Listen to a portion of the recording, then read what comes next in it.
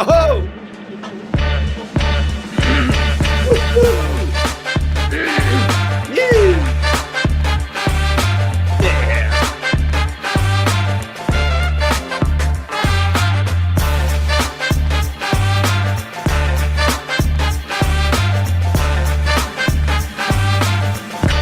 Ooh. And what do I do now? That's Yeah. okay. There you go. Okay, good morning. Good morning, Timothy. Good morning to everybody who is watching us on YouTube, LinkedIn, Facebook, and who has just joined us in Clubhouse. I hope that the volume of Clubhouse today will give us no trouble. If it does, we are also live on YouTube and LinkedIn, so please join us there. Also, share your comments with us and questions. This is the 126th episode of Japanese Politics One-on-One on Japan Expert Insights. It is March the 24th. No, it's the 17th. No. Maya, what number episode is this? 162. Did I say this already? No, you said some other strange number. Okay, I apologize for that. Anyway, apologies once again for this. And Timothy, I don't want to make any more mistakes, so I will give you that straight away. The mic is yours. Okay, thank you very much, Maya. Now my computer some problems. I'm back on track. Good morning, everybody. Today is March 17th, 2024. The Ides of March. March 15th was on what, Friday? So there's a lot going on in Japanese politics and geopolitically as well, and I want to get to that. First of all, I want to thank you all for joining us for 162 episodes. Not everybody has been here, but as you join us and as you continue to stay attuned and stay up with our weekly updates, I hope you're able to understand a little bit better what's going on in Japanese politics, what's going on with the prime minister, how things are happening diplomatically, and how that influences, geopolitics and also trade and investment. So we ended last week. It was just one day before the 13th anniversary of the triple disaster in 2011. And the world changed and Japan changed as a consequence of that. And still the repercussions of that disaster continue to infiltrate. Can you turn your mic off? I can hear you strangling your cat. I already did. Come on. The cat made the mic. Okay. She's probably dancing on your keyboard. In any Yes. event, Maya, speaking of cats, the nuclear fallout and all of the implications from that, the release of the water from the TEPCO plant continues. It is a continuing effort. They've released publicly that they're having a third release and watching very closely what that's doing to the environment around the nuclear plant, and reporting, of course, that under all sorts of international monitoring, nothing is happening. The Chinese government has come out and said the Japanese should have be prepared for reparations to China for the damages that are being done for the sea. So that's a little bit rich. So the relationship between China and Japan continues to be rather testy. We've got other things going on politically as well, but with the 13th anniversary and what's going on with the Noto Peninsula, there was a big earthquake there, and there is a nuclear power plant also in Niigata, close to where the damage was. Strangely enough, all of the sensors that register release of nuclear gases or any kind of potential public disaster like that went offline very soon after the disaster. The Prime Minister's office has gone by and done a survey once again about what happens in the event of a disaster such as what happened 13 years ago, or even in Noto Peninsula. And they've come up with a report that says we are woefully unprepared for a complex disaster, including, damaged roads, pipelines, electricity, that sort of thing. And so the government is once again investing itself in coming up with plans on how to deal with that sort of a disaster. In Tohoku, just in the area where the major level 9 or Richter. It wasn't a Richter scale. It was a Japanese scale earthquake happened 13 years ago. Just over the last 24 hours, there was 3 earthquakes that registered over 5 in the same offshore area. So that's a little bit worrying. Don't mean to get too dark about that. But last week, we had a little bit of trouble with the microphones. I apologize. Excuse me. We had trouble with that. I was also reporting from the deck of the good ship Garuda. And today we are in Kisarazu. I am still working with Captain Burkowski on finishing that boat. Maya, I sent you some photos yesterday of us cleaning the hull of that 45-year-old ship and getting it ready for a season of sailing, hopefully. How did you like those photos? Well, you all looked kind of happy and tired at the same time. And the boat, sorry, I cannot say anything about the boat. But we had these hazmat suits on because the work is very dirty, and you're using these power hoses to blast everything off of the hull, and it comes back all over you, kind of like what happens in Japanese politics. Right, and I couldn't, help not noticing that you were having what, mikan with Tabasco there? Yes. Orange Tabasco, what a combination! Just to power your, energy. Tabasco is one of those things that just goes with everything. Right, even with oranges and ice cream. That's right.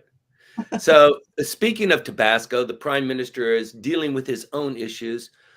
The opposition has been fighting tooth and nail with the lower house ethics committee, the upper house ethics committee, trying to get the LDP to come forward to describe to mostly the opposition party, but hopefully through this process to the Japanese public at large, what scoundrels they are and how they're hiding money and how they're not paying taxes and that sort of thing. And the LDP, in combination with Komeito, holds a majority, a super majority in the upper house, in the lower house as well. So they control all of the committees. They have the majority of members in there. If something is put up for a vote, the LDP always comes out on top. There was a little bit of tension there because the prime minister wanted to pass the budget 2 weeks ago.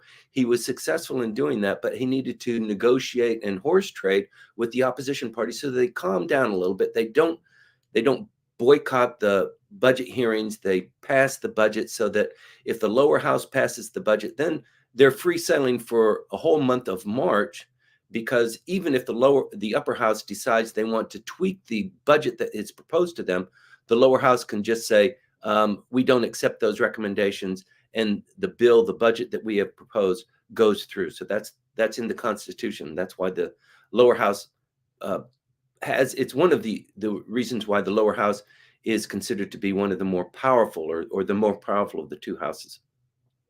But in any event, the ethics committee in the lower house had its meetings. They've wrapped that up. There was a lot of discrepancies that were raised in that, but it was voluntary. It wasn't compulsory. If you lie in these testimonies, there's no real legal repercussions that are suffered there. So they only had, of the 51 members of the lower house who have been implicated in this scandal, and the implication goes to 4 of the 6 LDP factions. And the LDP is led by Mr. Kishida, as you know, and he was the leader of a faction until he decided that wasn't a good look for him. And so he finally resigned in the middle of the scandal. But in any event, these 4 factions are all combined, consist of 51 individuals who were on the take.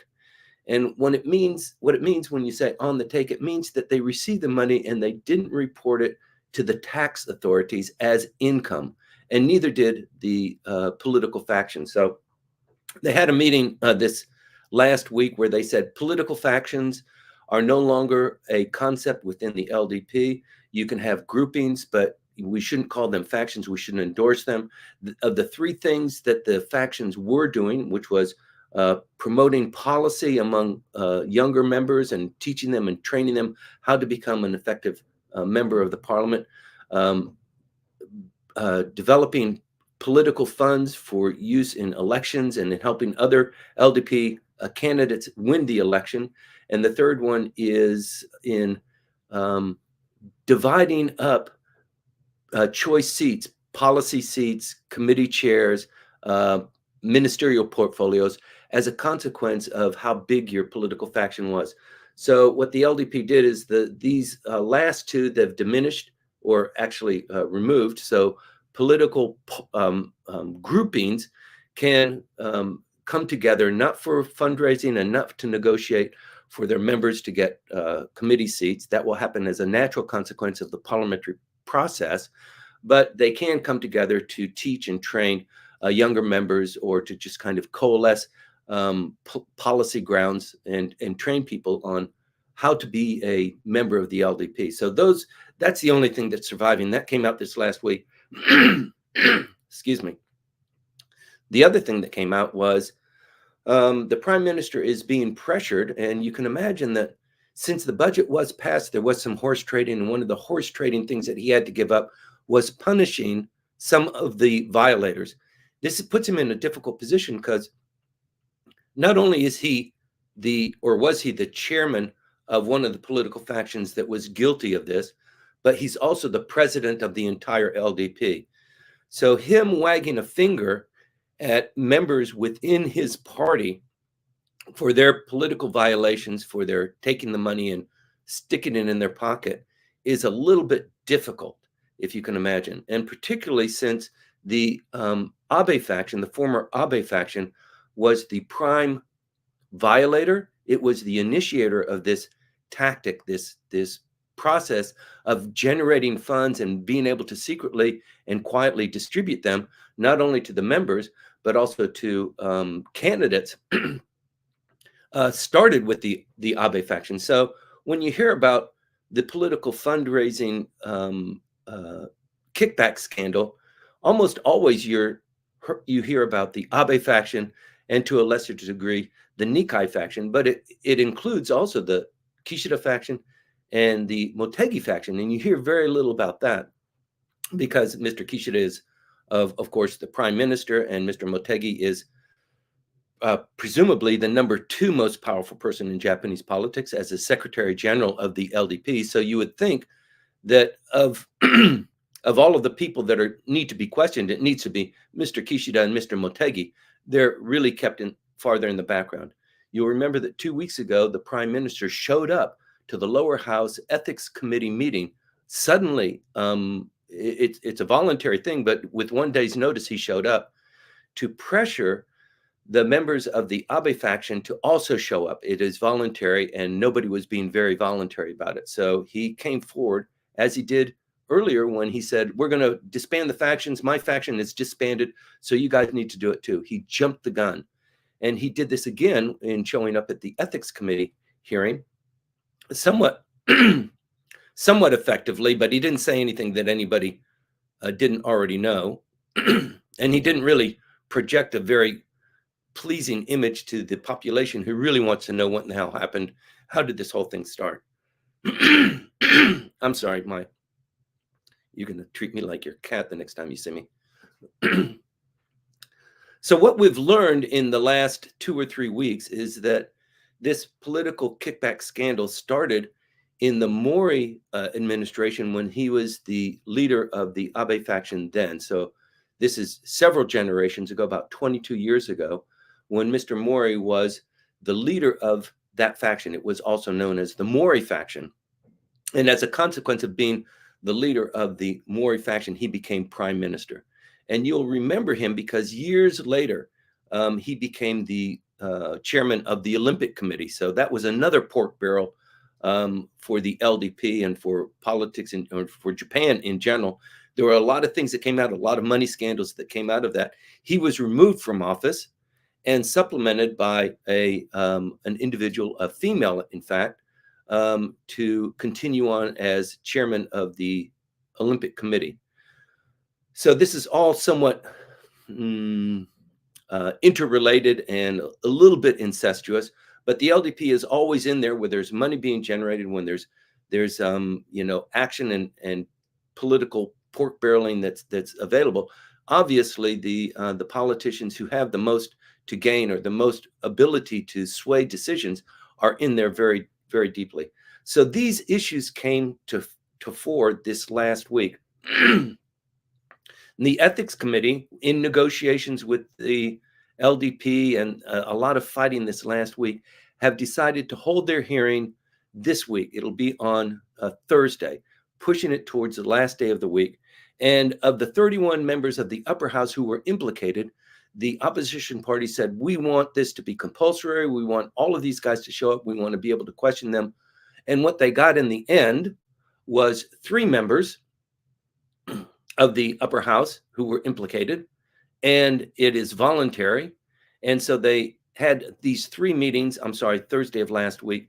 They did have these 3 meetings. These individuals stood in the budget, in the ethics committee room to be questioned by opposition party members for about 2 hours each. And the star of the show was Mr. Seko, who is, if you remember the Abe faction, when Mr. Abe died, there was a group of leaders who were to administer the faction. They couldn't come up with who the leader would be. But the most prominent person in the upper house was Mr. Seko. And you might remember him. He's a little bit shorter, very well-dressed member of the parliament. You might see him in some of the pictures that are distributed sometimes since he was a minister of state, standing on the staircase inside the prime minister's residence. But he is the most prominent. He's the secretary general, in fact, within the Abe faction of the upper house. So he's very prominent. He's very powerful. And he came on stage, and his testimony was, "Gosh, I don't know. I mean, I was just a member, and I did what the party told me to do."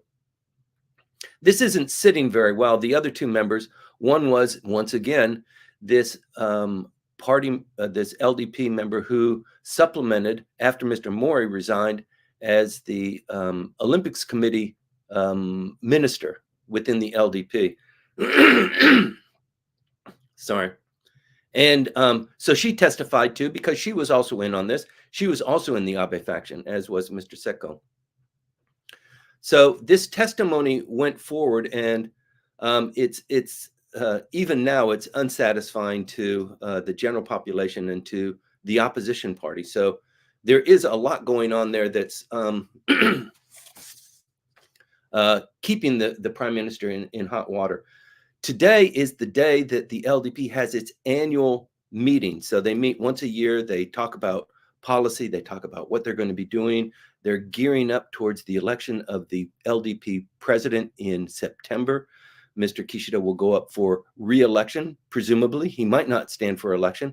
His opinion, the opinion polls, approval polls for him are continuing to plummet. They are the lowest they have been since his administration. Gigi Press, who is really harsh on the prime minister, has put him at around 12% approval rating. And the Kyodo News came out with opinion poll that's around 22%. So it's kind of all over the map. It depends on what their political leanings are and how close they are to the ruling party. But they're having their annual meeting today. And one of the issues that was on the agenda was, what is the LDP going to do with regard to punishment? Punishment of these 51 members. Maybe 1/3 is from the upper house and 2/3 is from the lower house. A large portion of them, not the majority, are from the Abe faction, and then the rest are distributed to the other 3 factions. And the population of Japan has, in opinion polls, has said there needs to be some repercussions. There needs to be some punishment here. The LDP was supposed to decide on that today. So next week, I'll be able to report on what they actually decided. But what they decided with regard to punishment was, let's kick the ball down the road. So the prime minister announced, I think on Thursday, that the LDP, in order to keep things quiet, to kind of move this annual meeting forward, we've got, the LDP is the largest political party in Japanese politics. So we need to keep things moving. We need to keep coalesced. As the president of the LDP, I don't want to diminish those people who were formerly with the Abe faction, although they deserve it. Let's just push it down the road. Let's decide that later. So that was the decision that was made. So there won't be any issues about identifying the violators or sanctioning them. They did have a meeting that talked about the degree of sanctions that would be met out, which includes kicking them out of the LDP. That is the most serious repercussion that the LDP will insist upon. They won't kick them out of, they won't make them turn in their political badge and become a non-member, but they will kick them out of the LDP. That is the most stringent violation. The other one is just censure or mentioning that they did a bad thing. And then there are lots of levels in between. So we're not going to get that kind of satisfaction this week or next week. It'll probably be, the way Japanese politics works, maybe in April. And April is a big month too, because that's when the prime minister travels to Washington, D.C. That's a completely different issue. But let me see. There are other things that are going on. The Upper House Ethics Committee.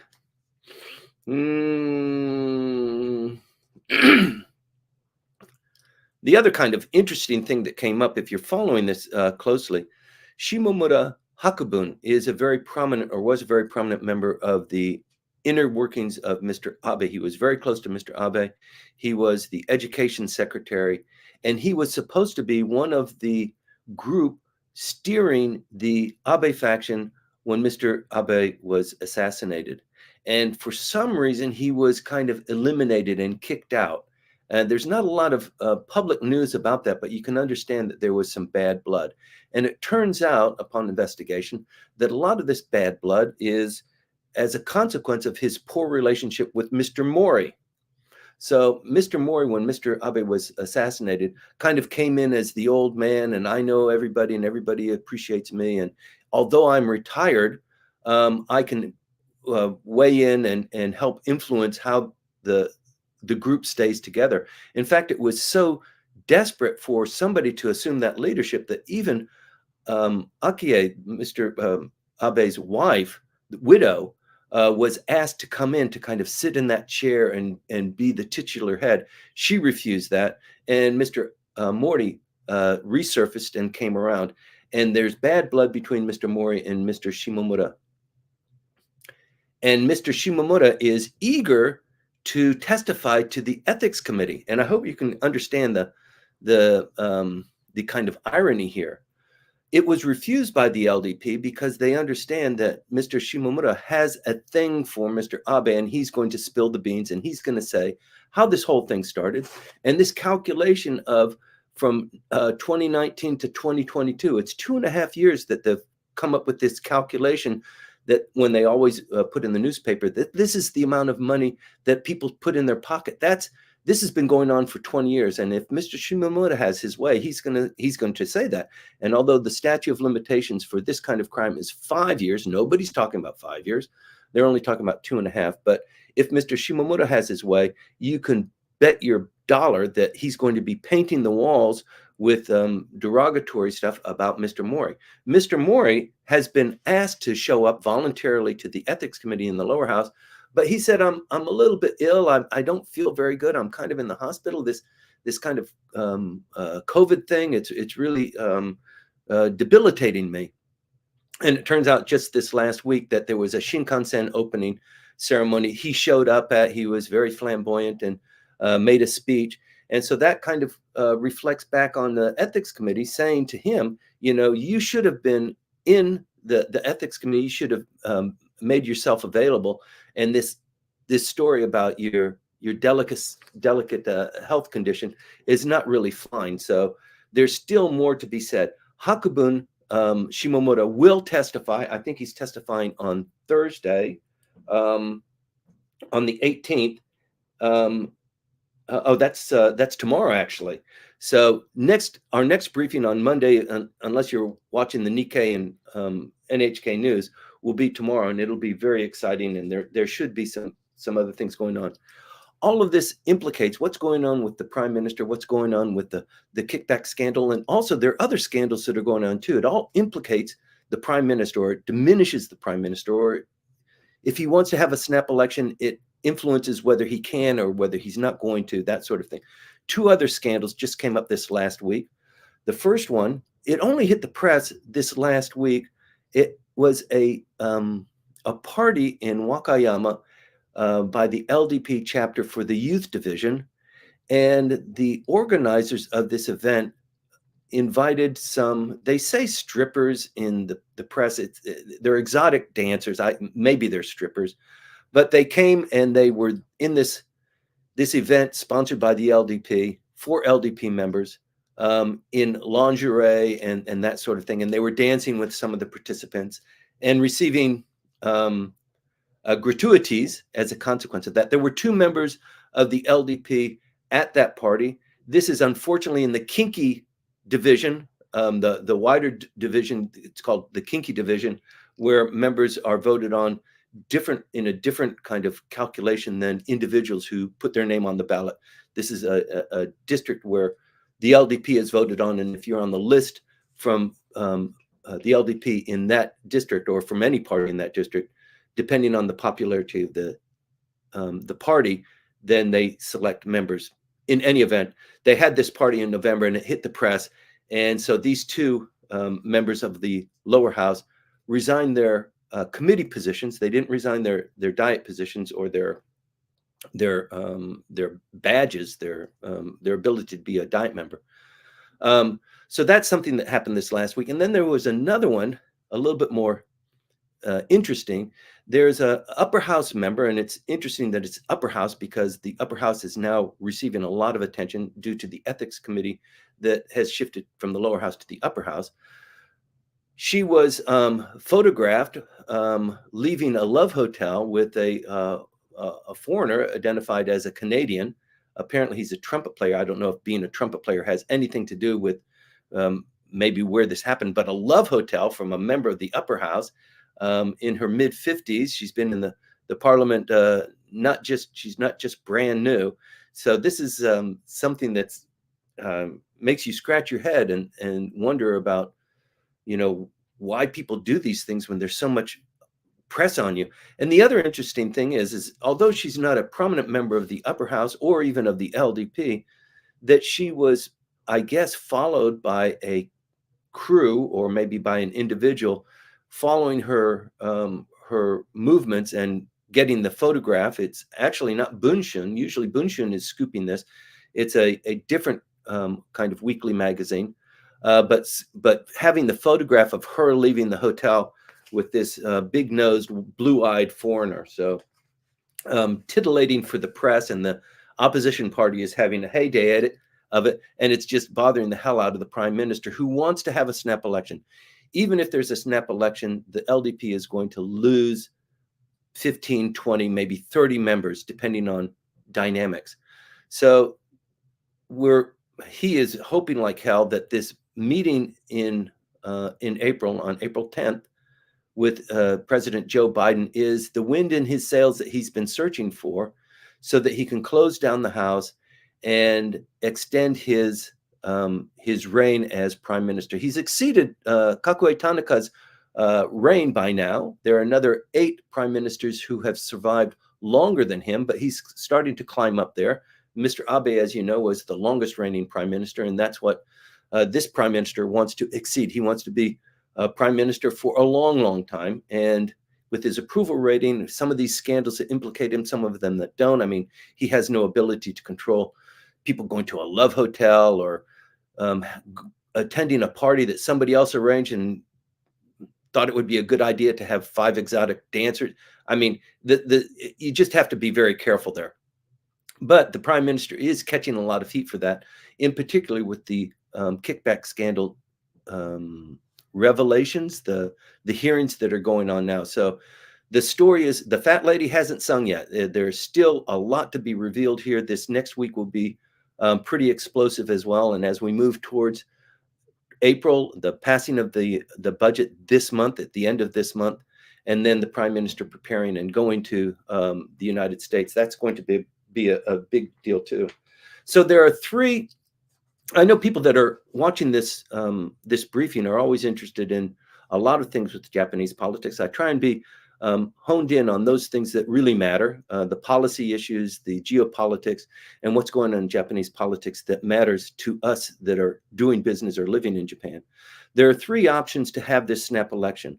And for the prime minister's calculation, in the by-election that's going to be held on the 28th of April, that election starts on the 17th of April. So there's a campaign period, but the individuals who are going to run need to be identified by the 16th because the campaign starts on the 17th.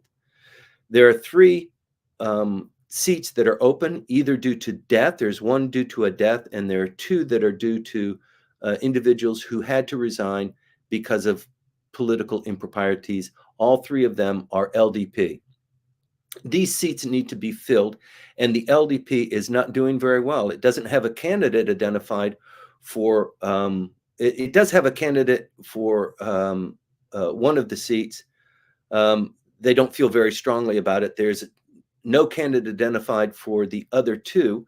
One of those is in Tokyo. It's called the Tokyo 15th District. And the individual who was holding that position was, he resigned for political bribery, bribing other people to vote in a certain way for a mayoral race, which we reported here. The court just found him guilty 3 days ago. He was sentenced to 2 years in prison, suspended for 5 years. So that means that although he was sentenced for bribery, he doesn't, and he will go to jail for 2 years. That's suspended for 5 years, so that in the 5-year period of time, if he keeps his nose clean and he doesn't do anything, he's going to skip that jail term. So he has resigned from the Diet. He is just a public citizen now. That position is unlikely to go to an LDP person. The only person who potentially might run in that race and win it is Koike, Governor Koike. She still has another 3 months left in her term as governor of Tokyo. There has been speculation, we've talked about it here, that she could resign just a little bit early and run in that race. She would definitely win it. And the only reason why she would do that is to become LDP president. So that means you first of all have to be a member of the lower house. There's been no prime minister that has been elected from the upper house. So you have to run in the lower house. And that gives her less than 6 months to run for prime minister. The only reason why she would run for Tokyo 15 is so that she can run for prime minister. And in today's dynamic with, everybody holding their nose whenever an LDP faction is mentioned, this is the age of being factionless, like Mr. Suga. Mr. Suga is factionless. He became president right after Mr. Abe. He doesn't have a faction, and there are other members who don't have factions. They come from political groupings. There are 3 of them that have been identified as prominent potential candidates for the prime minister's race. So we'll continue to watch that dynamic. In any event, the by-election will be on the 28th. That is the most prominent time for the prime minister to close down the House and cancel the by-election and open it up for a lower house election. That would be between now. It wouldn't be between now. It would be between the time that the prime minister meets with Joe Biden until the 27th. So he can call the House of Election, the lower house of representatives for an election up to the last day of the campaigning for the by-election. So that would be the 27th, which is a Saturday, because election day is always on Sunday. That's the first timing for the prime minister to call the House. The second one is that this Diet session will end, I think, on June 6th. 150 days it's required by the Constitution to be held for 150 days. That last day, I think, is June 6th. I could be a little bit off. But after that, to call for an election, because now that the obligations for the politicians to show up for work, now they can have a little bit more time. They can go home. They can kiss babies. They can talk to the barbers. They can talk to the taxi cab drivers association. They can be prepared for an election. That is the second opportunity. And then the third most likely opportunity is leading up to the presidential election for prime minister. So if things remain the same now and the prime minister has very low approval ratings, it's unlikely that he will become a candidate. He will stay as a candidate for prime minister, but you never know. Frequently in Japanese politics, people say there's nobody else that's suitable. The guy that we have is the best that there is, and we can't think of anybody that's capable to run politics like the prime minister, like the current prime minister. If there is, not if, the prime minister's, the LDP presidential race needs to be in September. It's a different ball game if the prime minister decides he's not going to run. If he decides he's not going to run, he's going to open it up. He's going to concede. He's going to say, look, my approval rating is so bad. Let me open it up and let other candidates come in. That will be a real field day. And we can already identify 4 or 5 potential candidates. And yeah, it would probably be a late announcement. So the candidates would have to scramble. And if Miss Koike is going to announce that she's not going to be governor, she's going to run, she needs to make that decision sooner than that kind of scenario would develop. So it's all very up in the air. The opposition parties, Ishin and the Constitutional Democratic Party, are being a little bit friendly with each other, a little bit kissy face.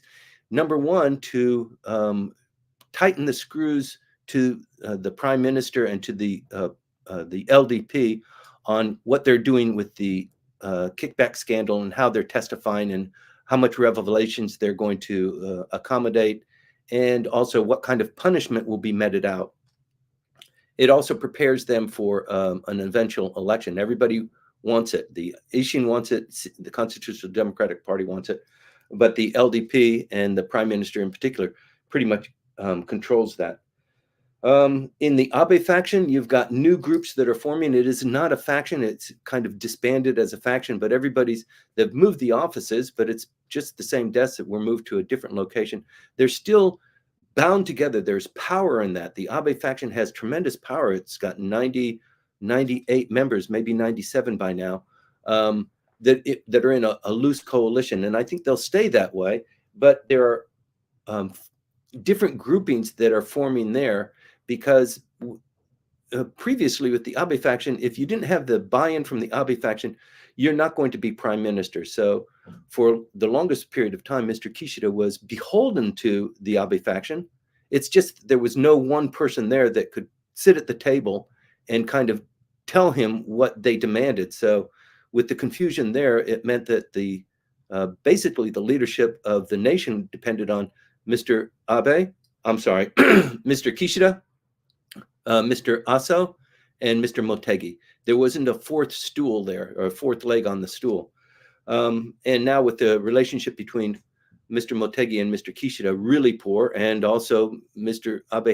Kishida hasn't handled the Aso relationship very well. He's pretty much dangling on the edge of a cliff all by himself. And that's why we are seeing him make some of these decisions kind of unilaterally, kind of surprising decisions all by himself. He did that with disbanding the political factions. He did that with showing up at the ethics committee. And it looks like that might be, his power play, is doing these things that people least expect of him. Kono Taro is also forming some sort of a movement. He's in a difficult position because he is inside the Aso faction, even though it was his father's faction many years ago. His father was very prominent. He's still alive. He's resigned from politics, but his father was an amazing politician. And as a consequence of that, young Taro has been able to use that as leverage to propel himself. I think at some point in time, he will be prime minister. I don't know if it's his time now, but the dynamics are very, very rough there. And then you've got Sanai Takaichi. Takaichi has publicly stated just this last week that I will run. When it comes time for the prime minister's race, I will be a candidate there. So a lot going on. Let me see. I want to wrap this up because we've got other things going on here in Kisarazu. The labor and wages is the spring Shunto offensive is in full gear now. The prime minister has been pushing business leaders in Keidanren. You need to increase wages. And if you increase wages, there are some benefits for you. And if you don't, then there are some detriments for you. He's been very public about that. There has been some negotiations concluded just this last week. The management teams have basically acknowledged and accepted the wage demands promoted by the labor unions. So on average, the labor unions have said, we insist on average, 5.8% wage increase. It's last year was a huge increase. I think it was 3.2%. This one is 5.8. And management, the business community said, okay, what you've demanded, we agree to, without too much pushback. So what the prime minister has been insisting on is really starting to gain a little bit of traction, and it is being reflected in his numbers. So people are upset about the kickback scandal, but the fact that he's working on, number one, getting wages higher to get the economy going. There has been plenty of evidence that shows that when people make more money, the economy does a little bit better. That's kind of duh. But there is also other reports that the companies, especially those that are directed towards at the export market, are really making book. They're 3 years going in record profits, hoarding that money and not distributing to their workers. So there's a lot going on with labor. This will be decided towards the end of this month. There's much more that needs to be shaken out. But on the 13th, Mr. Kishida met with business and the labor leaders to compel them to seek a fair situation for wages. It looks like he's getting that, and he's also implemented price settings for some of the, for example, shipping rates for medical supplies, for medical services, for public works, so that the companies that are involved in that, the individuals who are working there, maybe the third parties who are recruited, the shitoke, are actually receiving a little bit more money. They know what money is being distributed. So it's also pushing up expectations as well. The Bank of Japan, following on this, is likely this month to complete or finish their zero interest rate policy, their easy money policy. The curve yield is probably going to go by the wayside. All of those decisions are likely to be made this month by the Bank of Japan Governor Ueda, and there's a lot of eyes on that. So March is an incredibly important and very active month. Moving into April, April moves into June, and then June is the end of the diet session. So there's a lot of anticipation there. There's just one other thing I want to cover with you, and that is we frequently talk about Article 9 and how Article 9 prevents Japan from being a little bit more aggressive in developing offensive weaponry, not so much on the defense. The Constitution allows Japan to be defensive in nature, but not offensive. And there's been some significant movement there initiated by the United States. So first of all, the United States doesn't have carte blanche. It doesn't control all of the levers. It doesn't dictate to Japan, but it does have significant bearing on how Japan is being protected by the United States, since Japan doesn't have offensive capability. So that's the role that the United States is supposed to share. They used to describe it as the nuclear umbrella, but I think it's far richer and far more complex than that. But also other countries are joining in on that. So this status of forces agreement that the United States enjoys with Japan, they've enjoyed that for 40 years. Other countries are now coming in on that. England, Italy, Australia have also agreements that are similar to the status of forces agreement, which means that they can station troops in Japan, and Japanese self-defense forces troops can be stationed in their countries. They can be doing joint exercises, and there's a little bit more robustness in integrating systems and command and control, that sort of thing. So this process is continuing, but every couple of months, there's something that's a little bit significant that indicates where we're going, where we're ultimately going here. And I think ultimately Article 9 of the Constitution needs to be revised. There needs to be a referendum. Either that, or they just kind of blow blow through it and wait for somebody to launch a suit in the Supreme Court. So that is yet to be seen. But export controls right now limit foreign military vessels coming into Japan, especially those with combat roles, to be repaired or to be hosted in Japan. And the United States has now been successful in negotiating with Japan so that U.S. warships can visit Japanese ports and harbors and be worked on by Japanese third-party contractors to repair and supplement them. In the past, it's only been supply and training and rescue vehicles, but not vehicles that are potentially involved. And certainly, if they are involved in conflict, they can't be facilitated by Japanese maritime contractors. That is beginning to change now. So we have this slow creep. The Komeito and the LDP negotiated just this last week that with regard to the new generation fighters that are being developed by Italy, Britain, and Japan, there's been a lot going on there. It's a 15-year plan. The airplanes will probably not start hitting the runways here in Japan or England or in Italy for another 10 years. But these fighter jets are obviously, they're dual purpose. It's not just defensive, it is also very offensive. And Japan wants to be involved in this military industrial complex of developing military equipment, because even now, with the prime minister trying to get the defense spending from 1% to 2%, he's already decided that. He's got a 5-year plan. It's moving forward, it's moving back, it's moving forward, because he still hasn't figured out how to pay for that. And this year, in this year's budget, it looks like it's gone forward and then they've backed off a little bit because they haven't figured out the payment schedule for that. And the payment schedule means that there are 3 areas that the Japanese government will draw down funds. One of them is tobacco. One of them is to become, they call it belt tightening, but what it really means is that the Japanese government would be selling some of its assets, forestry or stocks and bonds that it holds, port facilities, that sort of thing, selling those off to the private market and getting the revenue to supplement the military budget. And then the third one that nobody's talked about, the prime minister hasn't touched on it yet, is taxes. And what he wants to say is what George Bush said: no new taxes, read my lips.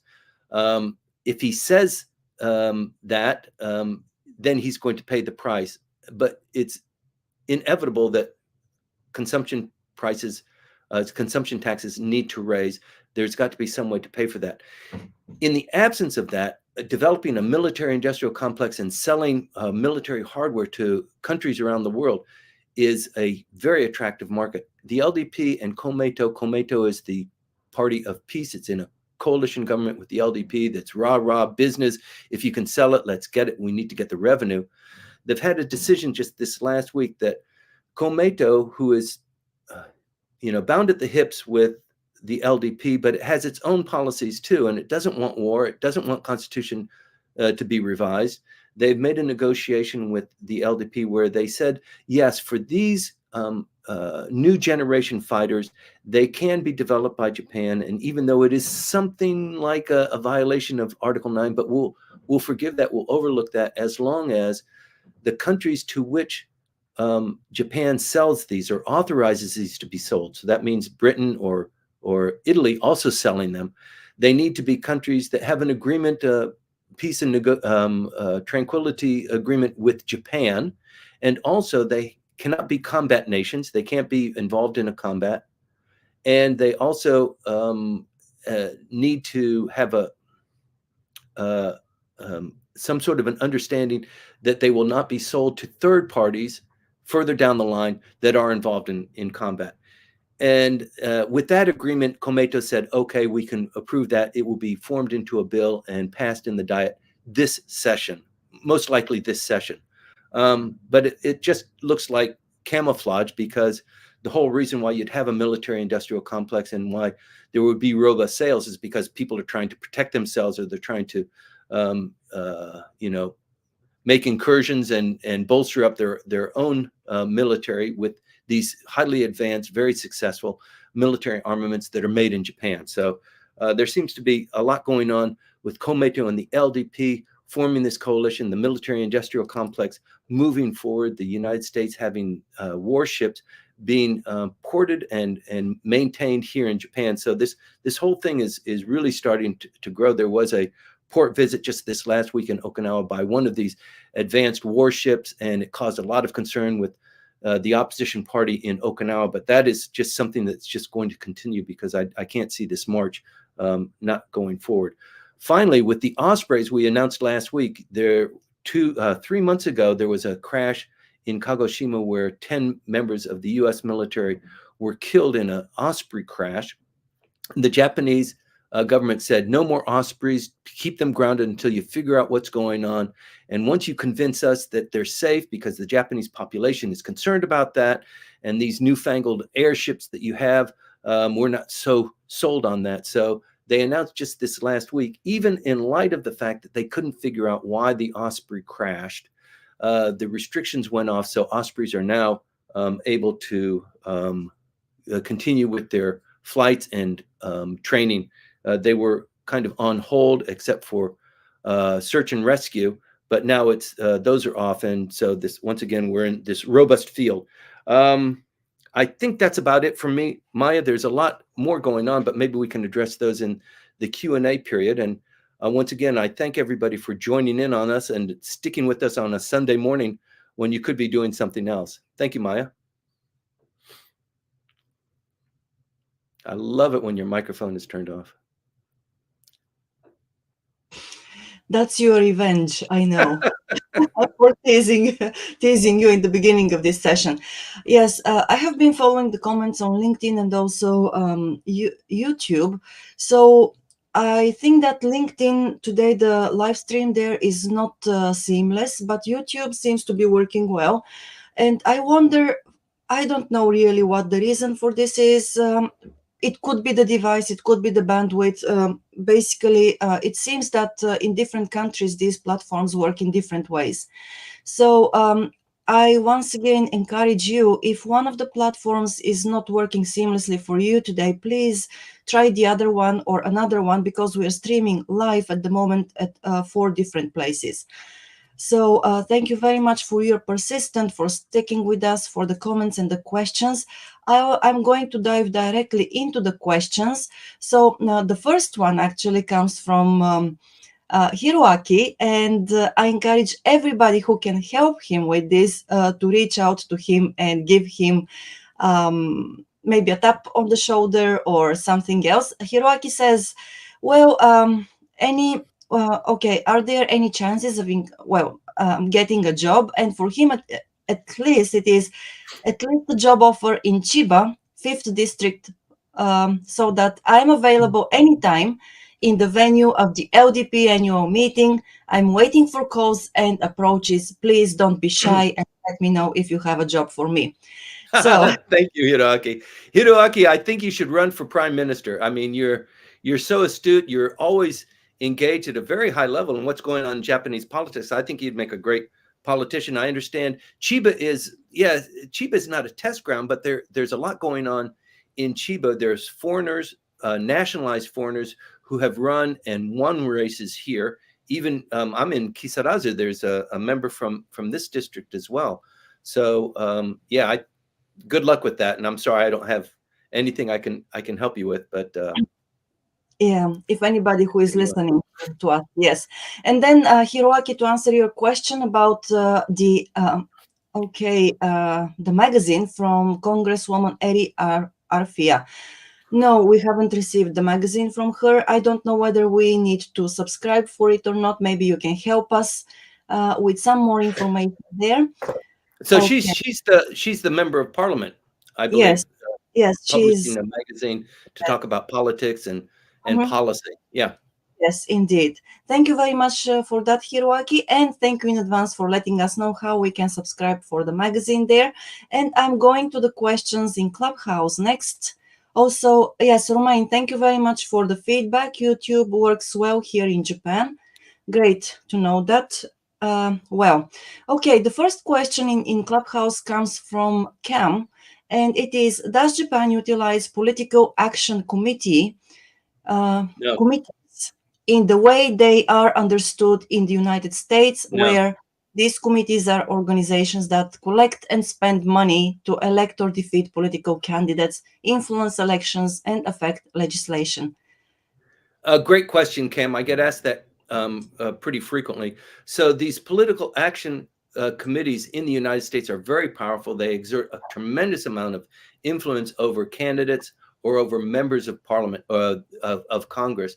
And it is kind of a force to collect money and then donate that money as a package to candidates or to people that they're supporting or to issues. It's not really it's kind of a lobbying group, actually, but they're called a political action committee. We don't have the same thing here. Mostly, this is a parliamentary system, and most of that kind of thing is dominated by the LDP, previously by the factions. So if you're interested in the policies of factions, you join that political faction, or you obviously you join the LDP if you're interested in LDP conservative kind of policies.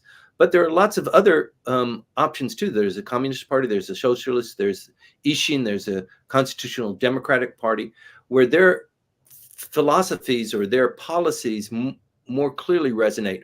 And in many instances, you don't want to vote for the LDP person because of the scandals and the waitresses and not the exotic dancers and all of these things. They really have a big impact. But there is no a political action committee group that is active like that here in Japan. Well, thank you. I think that you answered the follow-up to this question. Actually, it is, I'll read it to you just in case. Is there a legal reason or political reason? If not, and could this be a political alternative to fundraising in the future? I think it could, but I think the reason why it's not is because those political action committees would be dominated by big business. The big business, they would come in and they'd say, this is how we want it done. And you can join our political action committee. And people probably wouldn't, because they know that they're single issue, or they're dedicated only to, what that political, what that business interest is. More likely, it might be something from Keidanren, and Keidanren has its own political arm. It has its own lobbying arm. It does influence Japanese politics, because it can talk to its members and say, this is what the prime minister is proposing, or this is the policy statement that is coming out. Or they could come up with a white paper that says something like, wages need to increase. And us fat cats in Keidanren, the business leaders, we need to accommodate that, because the double-edged sword here is that we're making more revenue, but the economy is going down. We need to distribute that so the economy goes up, and as a consequence, our revenue goes up. Or maybe they just might be speaking on behalf of the prime minister and saying, we need to keep this prime minister in place. We have a good relationship with him. His policies and his philosophy on how to generate a healthy Japanese economy is in line with ours. So please vote for him. And basically people do, kind of, sometimes. But I think that, that top-down approach from a leader of a labor union or the Keidanren or these kind of groups, it does resonate with the members, and they usually follow in lockstep, more so than in many instances in the United States.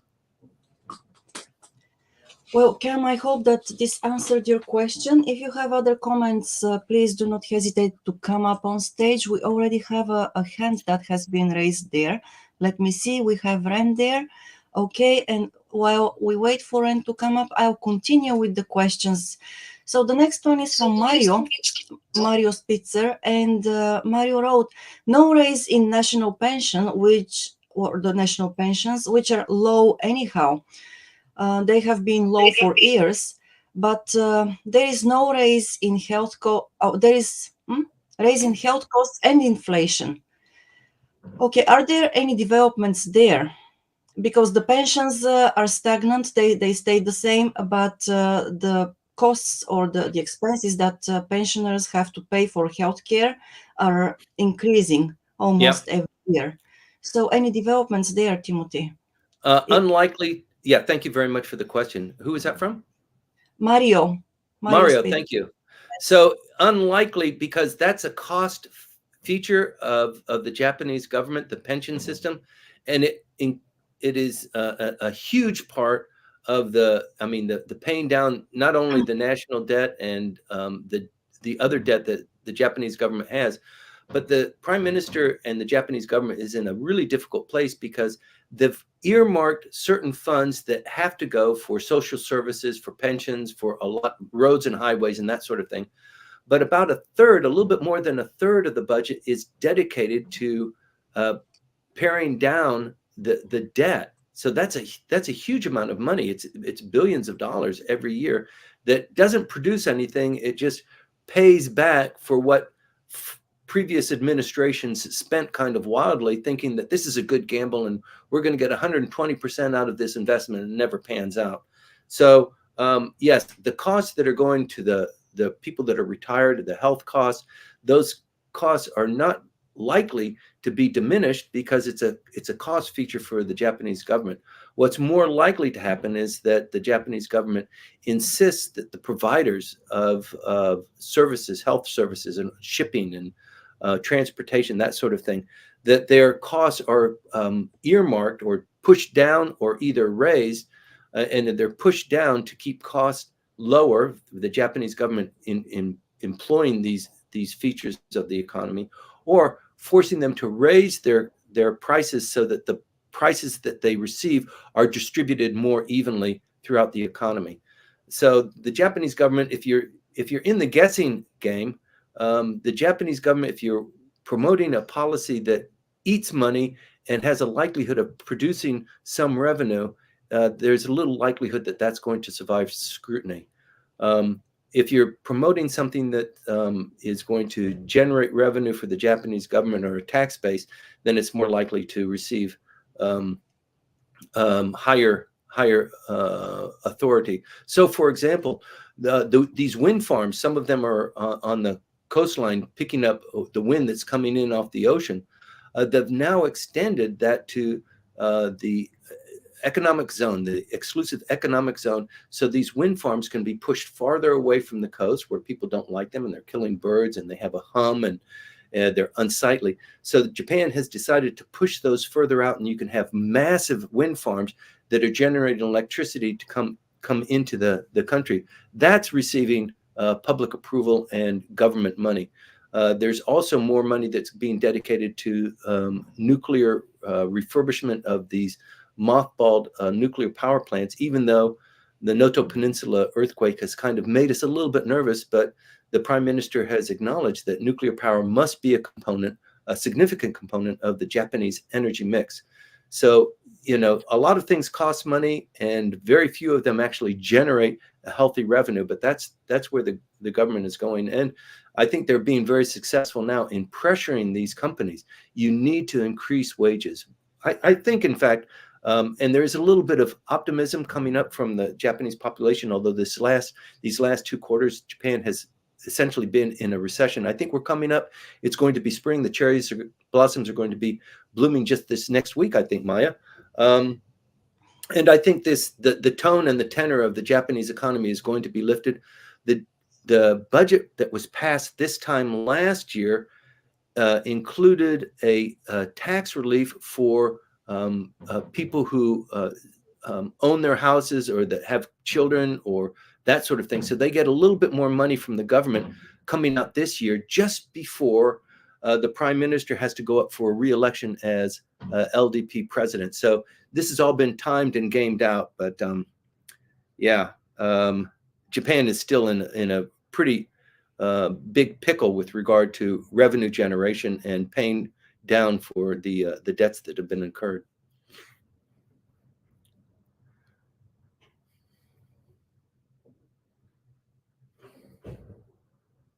Haha. Indeed. Okay. So I try to spare your ears, and what happens is just teasing from you. Anyway, I'm sorry for this to everybody. I have to repeat myself because Timothy didn't hear me. Well, the thing is that I hope that this answered your question, Mario. And then we have also a question from Hiroko-san. Hiroko, I'm really sorry that I'm not sure which issues you're talking about. So if you can specify there, then I will read the question out to Timothy.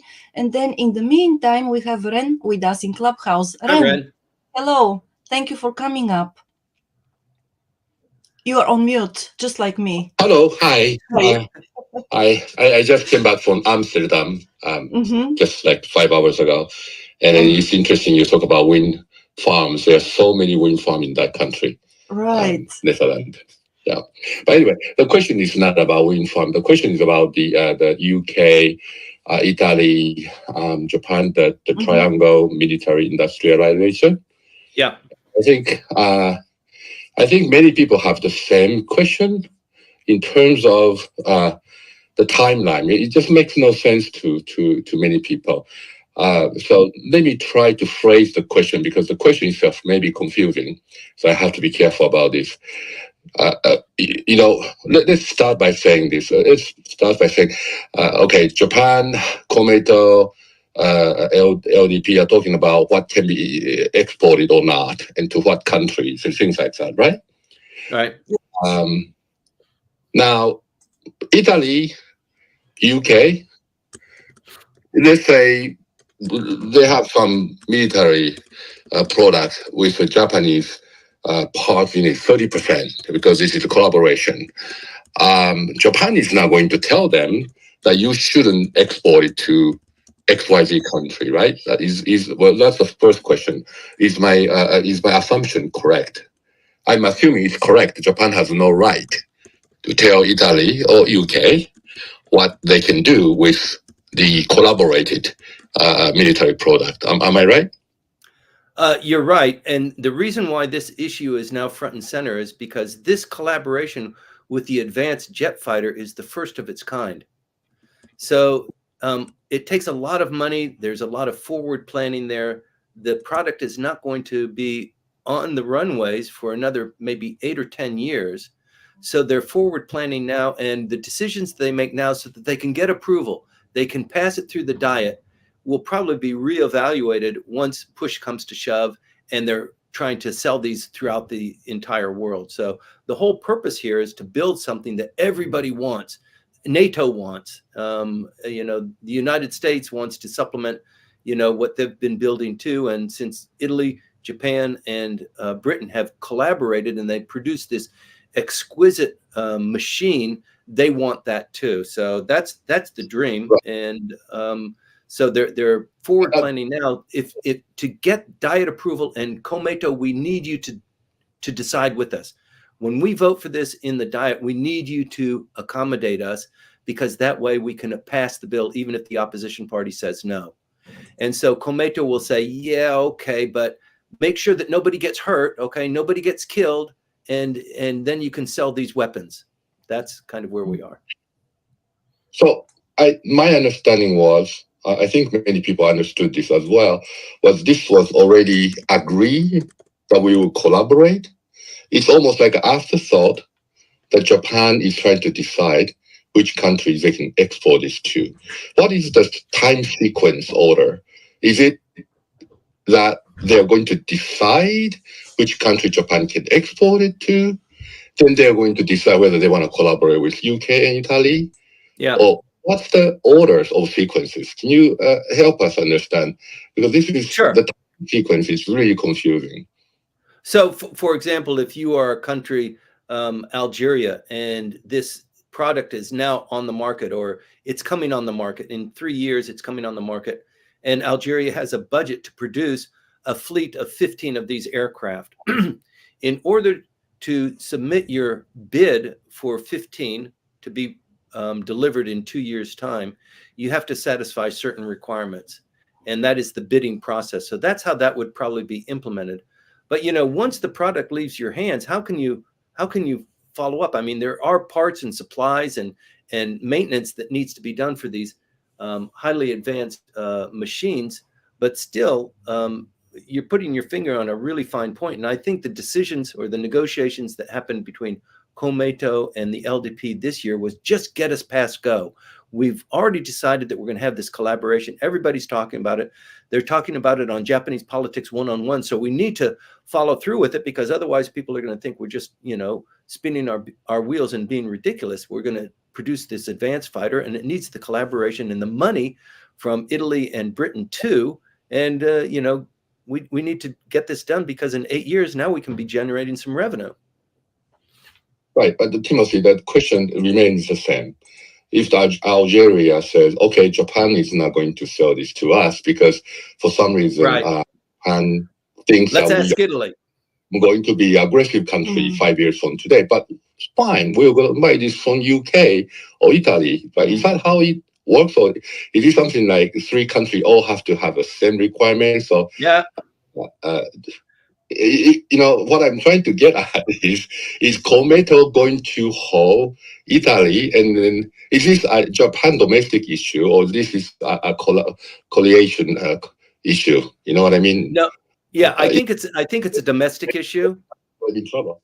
Mm-hmm. Yeah, I agree. The logistics are fraught with difficulty, and I think the LDP must have Komeito voting for them, and so they've said, so can we do it? Can we collaborate? And so that when this vote comes into the parliament, will you agree to it? And then Komeito says, well, we will, and okay, so we'll agree there. But on this other issue that we feel very strongly about, like single mothers, will you give us a little bit of leverage over here so that we can, firm up our position, and so we become more known as the party that delivers for children and for independent women and that sort of thing. So there's horse trading that's going on. It's not just isolated to, the defense posture and selling, machines that kill people with the promise that you're not going to kill anybody with them. Yeah. So is Komeito there? If you cannot convince Komeito, are we talking about this project being canceled altogether, or are we only talking about which country can be exported to? No, because this process has been going on for 5 years at least. So it's only beginning to reach, the public eye now, but it's been going on, the machinery and the warehousing and things like that. The design plans have already been in process, but now they're getting closer to actual production and testing. So yeah, they need to make sure, everybody's got their ducks in a row, and the LDP is going to be firmly behind this, and we can depend on the self-defense forces purchasing, a significant portion of the production. So, advance plan that. And if there are going to be any wrinkles, we want to know those in advance. One of the wrinkles is Japan is in a coalition government. Right. So Timothy, this program has been going on for 5 years. They are ready to start testing. They're now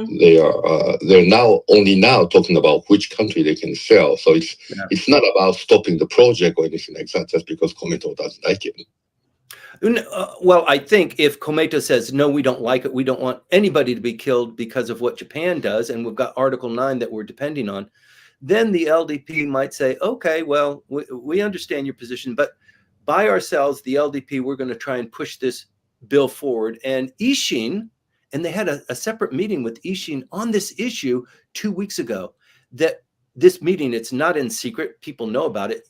Komeito was a little bit miffed about that. How come you're talking to those guys? We're your coalition partner. Why are you talking to them about this next generation fighter? And the LDP said, well, because maybe you're not going to vote for us. Maybe Ishin on this particular issue will vote with the LDP. So, watch what you say. We can negotiate on the other issues, but we need to get this one done. May I just add here, there is a comment and question from Hiroko. It's very, very relevant to this discussion, this topic. So Hiroko wrote, all those controversial issues are decided and approved by the cabinet. I'm not sure about this cabinet approval, though. Don't they have to submit these matters to the houses for discussion? Just, to chime in. Yeah, that's the whole process is kind of confusing to everybody, right, Hiroko-san? I think it sounds like if I were Italian or UK guys, I would be like, you guys haven't decided. Is that a fair assessment to say that these two partner countries are a little bit surprised that Japan is not together yet, or is this expected? Yeah, I think it's kind of expected. So the Italians too don't normally have their act together either. You know, they've been contemplating leaving NATO and negotiating with other countries too. I mean, it's back and forth, but we just need to get to go. We just at this point in time we need to make sure that the budget that's earmarked for the third generation in the Japanese budget is a go. And so we've got a vote just on that. And the rest of the stuff about killing babies and that sort of thing, that'll come maybe 2 years down the road when the testing is done. But for right now, let's make sure that everybody understands that these vehicles are not meant to kill anybody. They're not going to be in combat. They're just going to be with our three partners and maybe somebody that's also, interested in having fast airplanes, but that's about it. And then how are the U.S. military looking at this? Yeah, that's pretty curious because you would have thought that the United States would say, whoa, whoa, whoa, if you're going to be developing a third generation fighter, we want in on that. We want a piece of that. I don't know. I think some people would say the United States is so far ahead. You guys can try that, but we have passed you, 8 years ago in terms of fighter technology. So you three can do that on your own. We don't need to be involved. But isn't it there also the fact that the United States does not want to be, involved in protecting Europe anymore? And maybe there is something there because there has been a discussion actually for Europe to get its act together and build that, defense capability, because the European countries, they still rely on NATO. And the United States predominantly, if there is something or if there is a conflict and so on and so on. So maybe there is, this there as well. Also, related to that, don't mean to jump in before you were going to say something, Ren, but U.S. Steel, the Biden administration said, no, we don't want Japan Steel to come in and purchase U.S. Steel. That needs to be Americans. It needs to be for America. And the whole process of the Japanese coming in and purchasing U.S. steel, I think what this reflects is it's an election year. So the safe bet is to be more protectionist and protect U.S. workers and U.S. production and that sort of thing. In the grand scheme of things, I think the United States wanted to be like the collaborator with all of the allies and have everybody, sharing the same kind of intelligence and information and being this defensive force against a potential kinetic action by China against Taiwan. But it seems like it could be coming back towards more of an isolationist policy. And certainly, I think with a Trump presidency, we've seen indications of that before, that, make America great again. It's America first, stop this, the United States doesn't need to be the policeman of the world. We have our own issues. So I think that there's that controversy that needs to be resolved too. So certainly with the Biden campaigns heating up now, I think, yes, certain people are going to be wondering how reliable is the United States. Right. Yeah. And we have Thank a you. comment. Thank you. I talked too long today. Thank you very much. No, thanks, Rand. Thank you. Just to close this topic, probably there is a comment on Facebook from Hiroaki.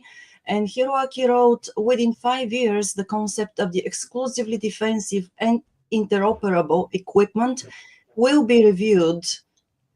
Who can prospect the future? So within 5 years, yes. And he says that it will be reviewed. Probably it will be, changed unless the war in Ukraine goes on. Yes. So as usual, I understand about 10% of what Hiroaki is saying. He's got a very high level intelligence on this sort of thing. But I do know that the Japanese are focusing a lot on drone technology, underwater drone technology, and submarines. They would love to be able to build submarines that they can sell to other countries. And submarines could be perceived as defensive in nature, but one of their most effective components is to be offensive. So similarly with the drone technology that they want to sell into other countries. But I think the main point and the reason why it becomes a feature on this briefing is because Article 9 eventually is going to be a topic on this show. It is going to be a hot topic. And you can see that pace coming up where the United States is doing more with Japan. They're more integrated with the Japanese self-defense forces. They're hosting military and naval warfare ships here. It's being worked on, this slow march. And if you don't watch it, you just wake up one day and you say, how did this happen? And you would only say that if you hadn't been tuned into this program. So that's why we're focusing on it, because Article 9 eventually will be, I mean, the LDP has publicly stated one of the precepts of creating the LDP was to change the Constitution. The Americans came in, they created this Constitution. We've had it for 70 years. The LDP is set up to bring Japan back into its own, to have its own Constitution. And one of the things that we need to change is this inability for us to project our power regionally, which scares the bejesus out of some people. But, you know, at some point in time, that needs to happen. That will happen. And that's why the LDP exists, is to make that come to fruition. Well, thank you for addressing this as well, Timothy, despite my bad transcription. Apologies for this. And we have Yuka with us. Yuka, omatase shimashita. I'm sorry for keeping you waiting. Hello. Hello. I'm sorry. I'm like okay, last week, Timothy couldn't hear me well. Can you hear me now, Timothy? I can hear you perfectly. The audio today is really good. Oh, okay. Interesting. Great. Okay. I have a quick question on the new policy which came out, released by Tokyo government. I think it's, they said this was one of the great policy by Governor Koike. So this is to sort of increase the birth rate for the women 18 to 39 years old. If they choose to receive this subsidy, they can get, I think it's in total like 300,000 yen to freeze their eggs for 5 years. 200,000 Right. the first year, and then next 4 years, like anyway, like 300,000 yen in total. And then for the information session, I think attendance to the session is requirement. They thought that 300 people may show up. My understanding is 9,000 women showed up. So I think that, some women, maybe they want to have a baby, but they need to choose their career versus having a baby at the moment. And some women may choose to pursue their professional interest. And then by the time they realized, maybe they thought that this may be too late to have a baby. So I thought this is a great policy. I don't know, maybe, Governor Koike doing this for, maybe for her political ambition, or, anyway, she just wants to raise the birth rate. So I'm really curious. I think this is a great policy. Maybe too little, too late, but what do you think about this, the subsidy, Timothy and Maya? Or maybe I'd like to hear what other people may think in the audience. Right. Yes. I'm really curious. Thank you. Thank you, Yuka. Timothy, would you like to take it, or as a woman, comment on it? Go ahead. Okay. Don't be so. I better be careful. Try not to be funny. Right. So this policy that you're talking about is an extension of an existing policy. So you could have your eggs frozen. It was subsidized by the government, and they did it as a trial, and now it's being extended and expanded. So that's what's going on with the eggs. And I think you're right that philosophically, a lot of people are saying, I don't know about now, but I might change my mind. And since it's not costing me that much, the Japanese government is subsidizing 30% or 40% of the cost, I might as well. And besides, who knows what's going to be happening in the near future. The other kind of interesting point there is Japan is at a replacement rate of, I think it's 1.7 or 1.6%. Maya, can you help me here? I think that's it's even lower this year. So they are I talking thought about maybe like 1.4 or 3. It's really low. So the 1 point. yeah. Well, sorry.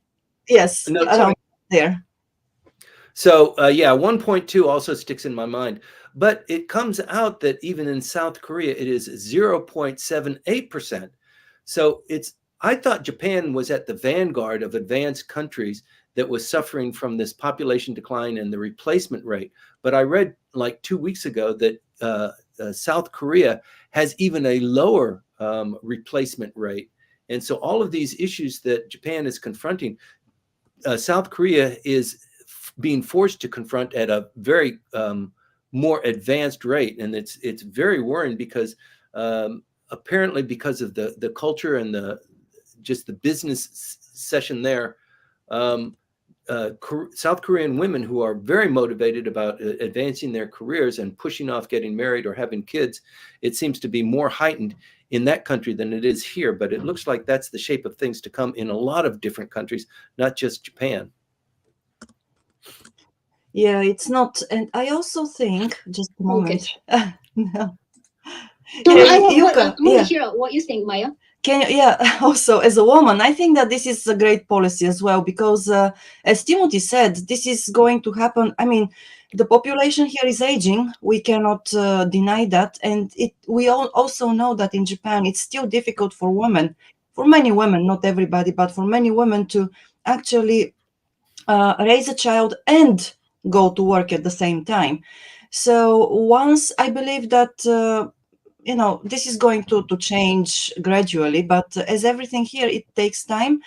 And because of that, I believe that government Koike is, she's on the top of the wave at the moment, Yeah. and she knows what women want and what would help them actually. Probably she has her ear on the ground and really is listening to what women are saying here. It's cost enough? To me, it sounds very low to me. So is this going to cover the whole process of freezing the eggs? 300,000 yen is enough? I don't know that actually. We can have a look at this later. Yeah, maybe I can, but yeah, I'm sorry but I thought as a policy, I thought that this is a great idea. Okay, thank you. Yeah. Maybe I wasn't crazy to think that way. Okay, thanks. No, that's great. But I also think that even if it is not enough, you said 300,000 yen. Is it per woman, per egg? I don't know. But even if it is not enough, I still think that it is a step in the right direction because it helps. It's not a small amount of money, and women probably can add to that, the families and so on. Sorry, Timothy, please go ahead. No. The other aspect of that is that over time it has become obvious that people who want to become pregnant can't become pregnant. So if you're in your late teens and your early 20s, apparently it's easy to get pregnant. You can get pregnant really quickly, but as you get into your 30s and 40s, it becomes a lot more difficult. And even people who want to have kids in their 20s, have just gotten married or so, have difficulty for a lot of different reasons, for the food, for the chemicals in the food, for a lot of different reasons. They just have difficulty in becoming pregnant. So this policy, this freezing the eggs and in vitro or outside the body fertilization, that technology is really increased by leaps and bounds. And people who want to get pregnant do receive a lot of support and facilitation and subsidies from the Japanese government, even now, to get pregnant. So it's not just Governor Koike, but it's a national policy as well. Yeah. Okay, thank you. No, thank you, Yuko. It's a very important point because, I can see that I have friends here in Japan, a lot of friends, actually, female friends, girlfriends, who are postponing pregnancy because they want to work, or even if they don't want to work, they have to work because life is becoming more expensive here as well. So there is a lot there. Well, thank you very much for that. And we have a comment from Diana Green on YouTube, and she says, well, it's unfortunate to hear such a negative world mindset being played out, talking about the weapons and the fighter jets and everything. I would hope that the world wakes up to itself to be in peace. So yes, that's my hope too, because I don't want to see weapons being produced, even though I realize that weapon production does create jobs, but maybe we need to look for other ways of creating work and new jobs for people, rather than, producing killing machines and so on. Well, So can I touch on that before you wrap that up? Thanks, please thanks, go ahead. Diana, for the question. So this issue, Japan is at a critical crossroads, and I think they've already crossed that mark. But Japan has what's widely known throughout the globe as a peace constitution. It cannot have offensive weapons. It cannot project itself offensively. It can only be defensive in nature. That is one of the cornerstones of the Japanese constitution. And it's a beautiful thing. And it's one of the things that is remarkable about this country. And it's also remarkable that this constitution has been untouched since its inception. That is almost unheard of in any of the advanced. It is unheard of in any of the advanced and any of the G20 countries that have gone through various revisions of their constitution. So the Japanese constitution will ultimately be revised. And one of the targets is Article 9, because it does prevent Japan from being a little bit more expansive militarily, and also this military industrial complex. I think one of the reasons why the push is there is because it's a revenue generator, and Japan, they're selling cars like hotcakes. You know, the Japanese economy is based on, you know, cars and car parts, and the facilitation of chips and condensers and production and material that is being exported. But it really needs another industry. It is hoping that AI and chip production that is being imported from Taiwan and from the United States to make production here. I mean, Japan was on top of the world, you know, 40 years ago. The televisions, the Sony Walkman, all of those products made in Japan had really something to benefit the country. But throughout time, under industrial policy, Japan was exporting that to manufacturers who could produce it cheaper. The labor was cheaper, and the IP was exported, and there was a hollowing out in the Japanese marketplace. And so it's a lot of different things impact that. But yeah, a lot of people feel the same way you do, Dee, that Japan needs to preserve its peace constitution. If North Korea is going to go wild, then just ask the United States to protect, you know, Japan from that madman and the rockets that are going on. And maybe China moving into Taiwan, it's going to impact Japan, but we are a peaceful island and nothing should happen and harm us. I don't know if that's I don't think that's the prudent course. There's so much animosity still directed toward Japan, and Japan just being armed to its teeth is not going to be enough. Okay, well, it's still kind of a pessimistic. It is. Overview, but yes, okay, thank you for that. And we have also Hiroko-san in Clubhouse. Hiroko-san, thank you very much for coming up to share your comments. Yes, thank you so much for having me, and Yuruka-san, thank you for bringing me up on the stage. I just want to know that Kakugi Kette, which is cabinet approval, I'm not sure about this Kakugi Kette cabinet approval procedure.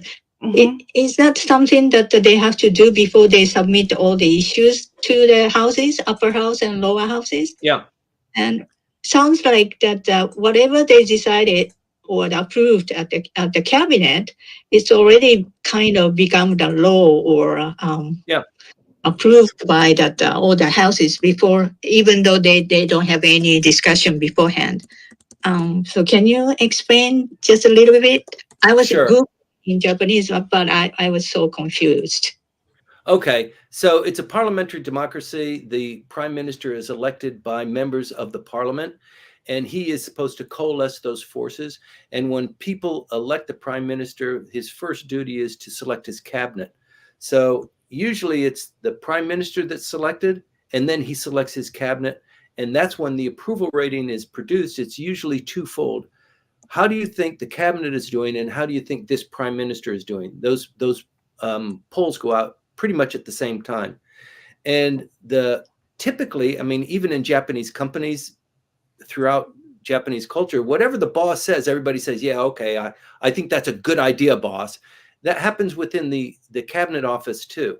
So if there's a bill, let's say there's a bill about medical insurance or something like that, the Minister of Health and Welfare will be promoting that legislation, and then outside of the cabinet, outside of the Ministry of Health, there are committees within the Diet, in the upper house and in the lower house, considering that.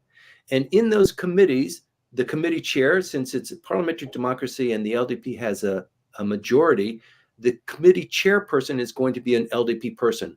So he gets a call from the minister that says, you know, the boss wants it this way, and I'm the minister, and you kind of need to follow along what we're doing. So make this thing go through your committee. And in the committee process, it's not 100% the LDP. There might be 40% LDP and then 20% in various parties, but the LDP holds sway. And so when they have an issue that's coming up for medical insurance, some of the opposition parties might say it needs to be more, it needs to be less, that sort of thing. And in order for it to get out of committee, so when it goes out of committee, it becomes a bill. It's been negotiated in committee. It goes back up. The government promotes it as a bill. It's passed through committee. It's received their approval. It's been chewed on. It's been negotiated there. And do you vote on it, yes or no? And then the entire lower house will vote on it. And then it's passed to the upper house and it becomes law. Sometimes the bill is initiated in the upper house, in the committee in the upper house. It's passed to the lower house. They vote on it, and it becomes law. So that's a very shortcut way of talking about it. But yes, the cabinet doesn't dictate everything, but typically the prime minister and the cabinet will be evaluated based on the policies and the laws that they pass. And frequently when the diet starts at 150 days, it starts in January, usually the LDP chief legislative individual will say, in this diet session in 150 days, we anticipate passing 63 bills. So before that diet session starts, people already know there are 63 bills that are we've already been chewing on them. It's about time for them to be promoted as bills for voting. So that whole process starts, 2 years, 3 years down the road. It's been going through machinations and, fights and brawls in the committees, and then finally come up so that there's horse trading that's already been done, and the LDP gets what it wants, even though it has to sacrifice some things it doesn't want, and in order to get the bill passed. I hope that's kind of close to responding, Hiroko. Yes, thank you so much. It's just so there is no way for the oppositions to prevent from becoming a law or pass the bill. It's already decided because both houses are dominated by the LDP, and right. But the opposition party does have an opportunity to prevent that. So, for example, this bill, in my imagination, about the insurance, medical insurance, and the LDP wants it done one way, and the opposition in that committee says it needs to be done another way, and the LDP, they're just ramming it down our throats. So the opposition in other committees, in other bills, start raising a fight. And now the LDP has to put out these fires and has to negotiate. Even though they might have the majority vote, they're going to lose control. They're going to just be in fights. There's going to be protests in front of the Diet if they don't calm things down and focus on one fight at a time. So, you might lose the battle, but you win the war. And I think that's the constant battle that the prime minister is on. Who's in trouble now? This scandal, and I've got to deal with this scandal. And I've almost got this medical insurance bill that's passed. We've fixed these things with other committees that have nothing to do with medical. And now they're giving me a fight because they're saying, we'll calm down, but this medical insurance in our party is very important. So you need to do it this way. So that's how that happens in the rumble tumble. It's a 5-year process to get a bill from inception, from somebody thinking about this would be a good idea to have this kind of medical insurance for freezing eggs. Let's do it this way. The technology supports it. The Japanese government should subsidize it. That conception to go to the actual bill being put to the Diet and voted on is a minimum of five-year process. And most times when it goes to the Diet for a vote, if of the 63 bills that the LDP has suggested, we're going to try and pass 63 in this session. Not all of them get passed. And sometimes they get delayed because there's not enough time, so they push it to the next session. And sometimes because it didn't get negotiated, it didn't get passed, it falls by the wayside. They forget about it until the initiative starts all over again. Okay, thank you. Yes, I understand. Thank you so much, because sometimes I read in Japanese and now, but I still confused, and sometimes your explanation is better and clearer for me. And even though in English, thank you so much. Thank you. Thank you. I always pucker up when you come up because you've always got such great questions, and I'm always nervous. Am I hitting this right spot? No, but I'm actually very grateful to you, Hiroko-san, and to Yuka, and to everybody else who help us with information and with data as well whenever you can do that. So thank you for being with us and for doing that as well. Yeah, I think, the Japanese politics one-on-one, there's a certain portion of value that you get in the briefing that I give you. But it's a weekly briefing, and I'm doing other things on Sunday too. So it's not in a studio. I'm not reading from a script. I read, I write my notes before I go on the air. So it's crisp in some places.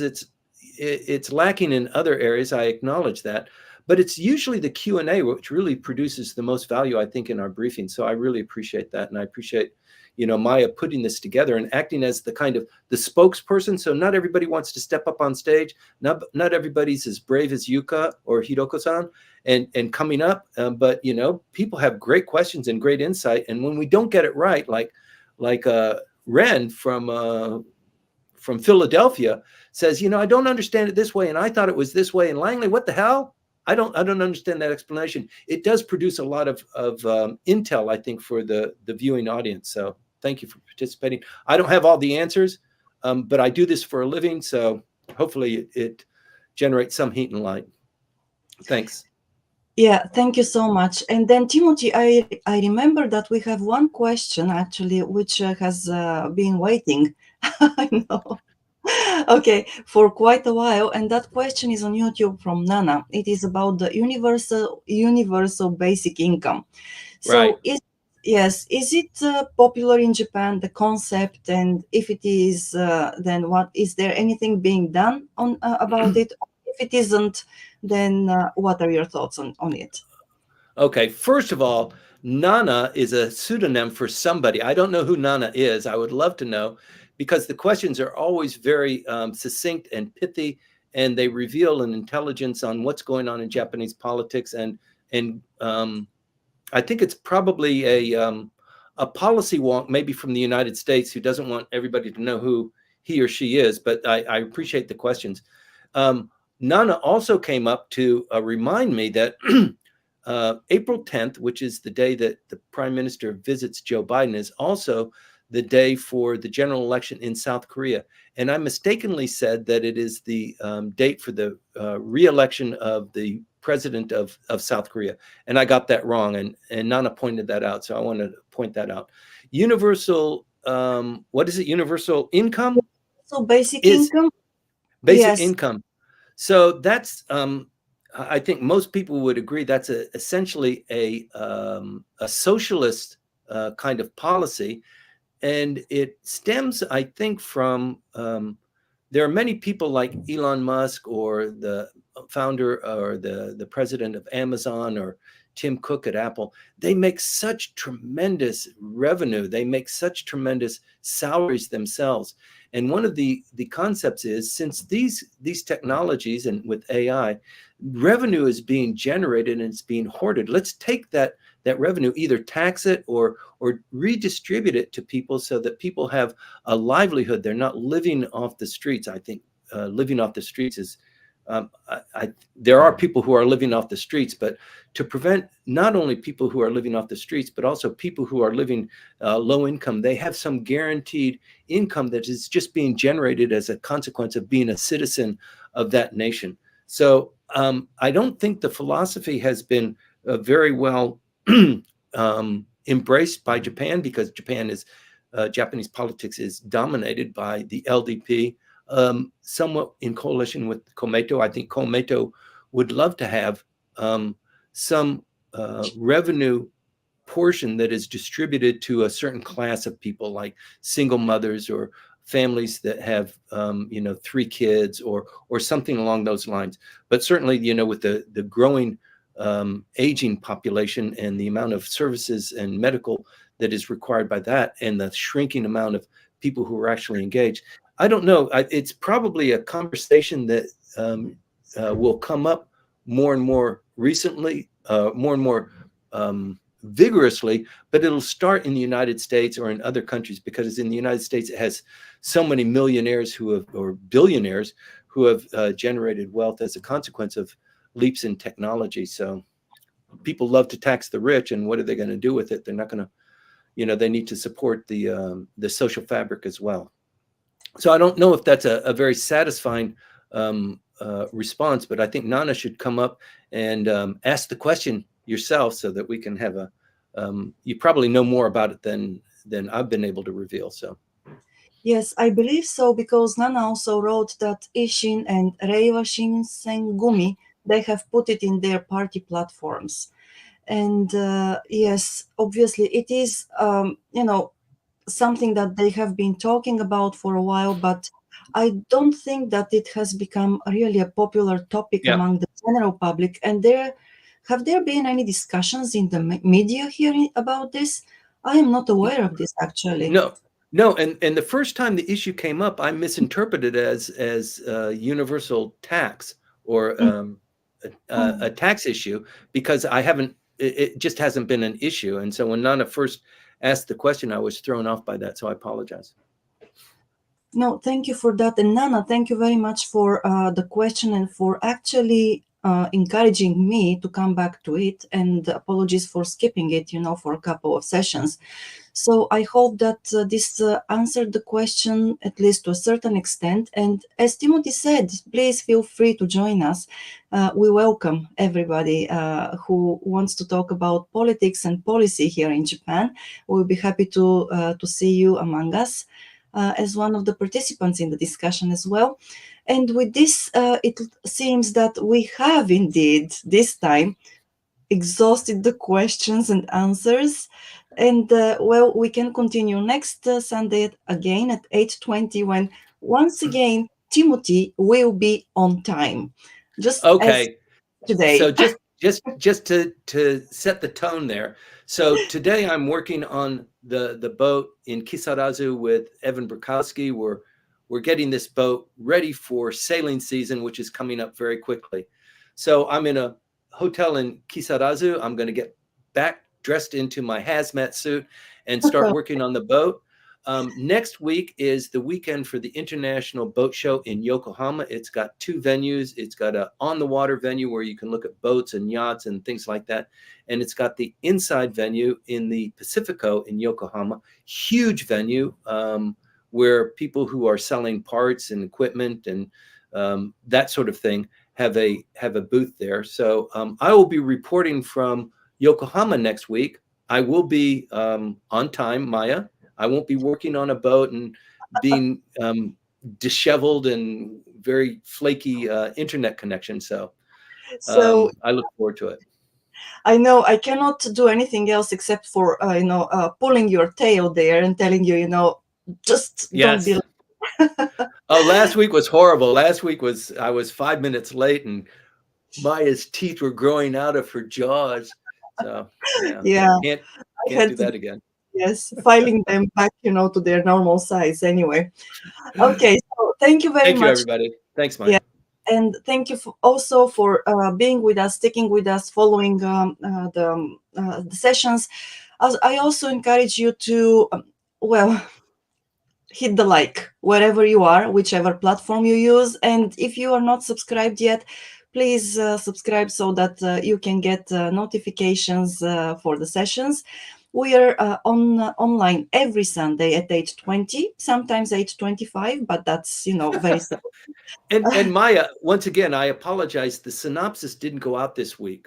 This week was just too crazy for me. I wasn't able to pull together synopsis. I will do my best to produce the synopsis, because I know a lot of people, they can't stand looking at my face or hearing my voice, and the synopsis is a much easier consumable material. So I'll try and get back on track with that. So Yes. Thanks for your comments and support.